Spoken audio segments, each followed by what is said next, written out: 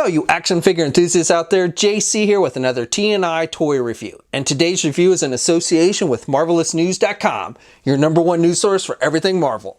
And for today's review, I'm going to be taking a look at the brand new Marvel Legends Endgame Iron Patriot figure from Hasbro.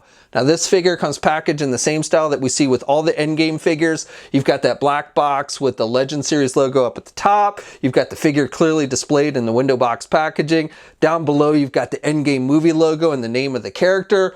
On the side, you've got some artwork for the character, same on both sides. Then on the back of the packaging, you've got more artwork, a brief bio in multiple languages, and then down below a look at all the figures in the wave that you need to get in order to complete that BroThor Build-A-Figure.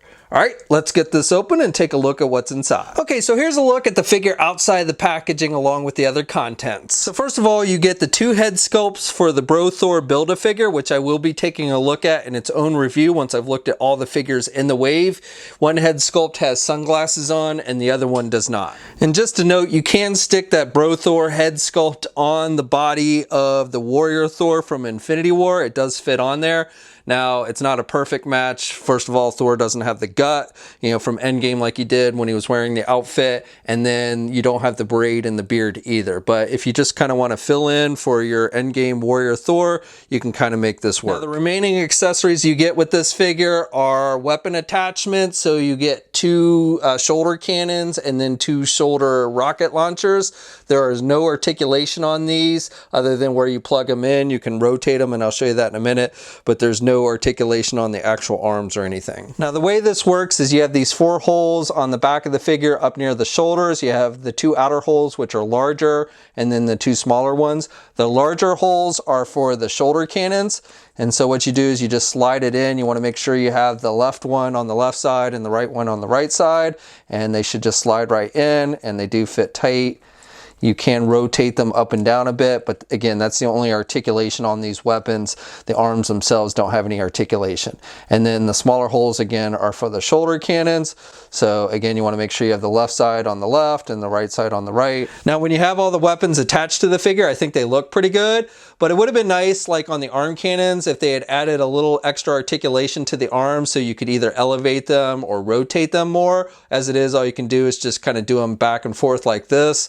So not much point to that. It's not a big deal with the rocket launchers, but with the shoulder cannons, again, it would have been nice if they had added a little extra articulation for more movement. Okay, so for the figure itself, this is probably my favorite figure in the wave. I love the detailing with the armor. It's a very bulky armor, but this is how it appeared at the end of Avengers Endgame, and I think Hasbro's done a solid job. Now you've got this metallic blue throughout most of the figure, and I do have some marbleization going on at various portions of the figure, like here on the thigh, and back here on the butt, and up here on the top of the shoulders. But still, for the most part, I think it looks good. I like the red, like here on the arms. I think the red comes out, pops pretty nicely. And then you've got some metallic silver through various portions of the figure. You've got the arc reactor with the white and the red outline there in the middle of his chest. You've got the silver discs, which are movie accurate. And you've got some more metallic silver down here with the red. He's got the wrist cannons, which are sculpted on there. So no articulation or anything with those, but they do look pretty badass. You've got the red hands. When I first saw this figure, I thought maybe fingers were going to be articulated, but they're not. The left hand is open and the right hand is closed-fisted. He's got these thigh rocket launchers, which again are sculpted on there, so no movement or anything with those, but definitely this guy is armed to the hilt. He's got the logos on his shoulders. So he's got that kind of star logo on the right shoulder, and then he's got FF with some other numbers there on the left shoulder. And you even have some nice sculpting detail on the back with like the vents here on the back with the metallic silver and everything. So you got the red on the lower portions of the legs. So again, this definitely is much more movie accurate to how Rhodey looks, the armor that he's wearing at the end of Avengers Endgame. Now the figure has a nice size to it. If you count to the top of his head, comes to about 7 inches tall.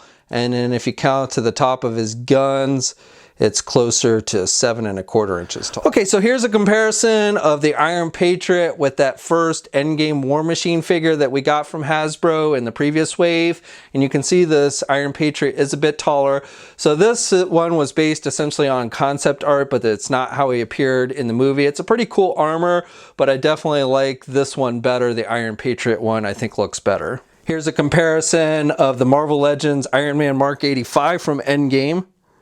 Here's a comparison of the Endgame Hulk Build-A-Figure and the Rocket Raccoon from Guardians of the Galaxy Volume 2. And then here's a comparison of the ZD Toys Hulk Endgame figure with the jumpsuit.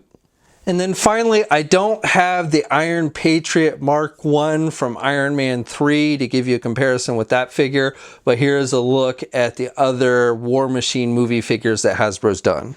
So for articulation, you can turn the head to the left and to the right. He's got these collar pieces that stick up, so that limits some of the head movement.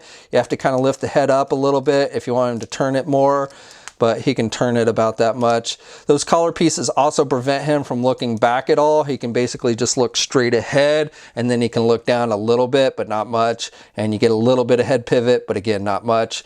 He's got these shoulder pads that are made with a rubber material, so you can still get the arm out pretty good there, but you'll see those shoulder pads do kind of just scrunch up. Looks kind of funny. You can rotate the arm good with no problem. You've got a bicep swivel. You also get a rotation at the elbow. It's only a single hinged elbow, and you really can't bend it very much with the way it's sculpted. That's about as much as you can bend the elbow. You get rotation with the hands. You have hinges on the hands, so up and down movement. You have the little repulsor circle sculpted on these hands. No holes or anything, but they are sculpted there. And then he has a midsection joint where you can rotate. You can rotate really good with this one. You can pivot to the left and the right a little bit. Has a little bit of forward movement there, but not too much, and no back movement. There's no waist swivel on this one. With the legs, he can do the splits about that much. You can get the leg up high pretty good with this one, and then you can do the leg out and back. He does have a thigh swivel, so rotation there up high. He's got a double hinge knee, so good bending there at the knee. And then with the feet, you have hinges, so up and down movement.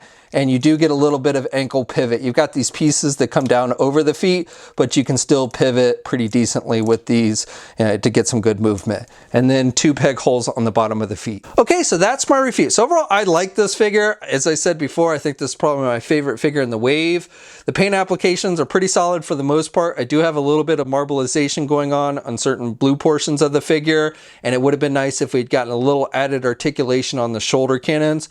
But otherwise, I think this is a solid figure. I think it's movie accurate. I like the size of it, and it just looks good. So if you're a fan of the character, if you like Iron Man type armors or War Machine or Iron Patriot, however you want to build this guy, I think this is one you'll want to add to your collection. Now this figure, along with the rest of the wave, has started to see a limited release, mostly overseas and Canada, but should see a full release, including here in the United States, by early to mid-October. We'll have a full image gallery up at marvelousnews.com. There'll be a link in the video description below. As always, leave a comment, let me know what you think. If you're so inclined, like the video, subscribe to the channel, and hit that bell notification so you're alerted every time I upload a new video. And of course, you can also follow me on my Facebook, Twitter, and Instagram accounts. I have links to all of those in the video description as well. And until next time, guys, I'll catch you later.